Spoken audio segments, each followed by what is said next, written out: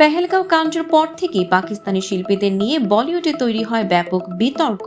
সামাজিক মাধ্যমে শুরু হয় একের পর এক নিষেধাজ্ঞার দাবি, এমনকি বহু সিনেমার পোস্টার থেকেও বাদ দিয়ে দেওয়া হয় পাকিস্তানি তারকাদের মুখ।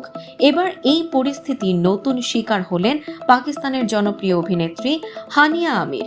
সরদারজি 3 ছবিতে তিনি কাজ করেছিলেন ভারতের অভিনেতা ও সঙ্গীত শিল্পী দলজিৎ দোসাঞ্জের বিপরীতে।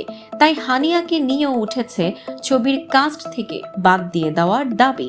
তবে জানা গেছে ছবির শুটিং বহু আগেই শেষ হওয়ায় এখন আর হানিয়াকে বাদ দেওয়া সম্ভব নয়। কিন্তু এখানেই শেষ নয়, ছবিটি ভারতে মুক্তি পাচ্ছে না একথা নিজেই জানিয়েছেন দলজিৎ। বর্তমান রাজনৈতিক পরিস্থিতি ও সামাজিক চাপ বিবেচনায় নিয়ে এই সিদ্ধান্ত নেওয়া হয়েছে। ছবির ফার্স্ট লুক ইতিমধ্যেই প্রকাশ পেয়েছে, যেখানে হানিয়াকে রেখেই মুক্তি দেওয়া হয়েছে ভিডিও। তবে ভারতের দর্শকরা ইউটিউবে সেই ভিডিও দেখতে পাচ্ছেন না। ইউটিউবে অঞ্চলভিত্তিক ব্লক করে রাখা হয়েছে হানিয়ার উপস্থিতি।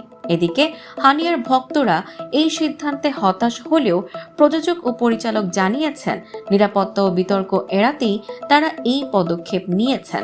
সরদারজি 3 বিশ্বব্যাপী মুক্তি পাচ্ছে 27 জুন। তবে ভারত বাদে একদিকে সিনেমা, আরেকদিকে রাজনীতি, দুয়ের চাপে বলিউডে এক অনিশ্চিত বাস্তবতায় দাঁড়িয়ে পাকিস্তানি শিল্পীরা।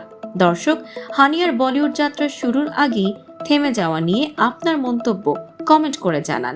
এমন আরো চমকপ্রদ সব খবর পেতে ফলো করুন আমাদের ফেসবুক পেজ CB24 টিভি এবং সাবস্ক্রাইব করুন CB24 টিভি অফিসিয়াল।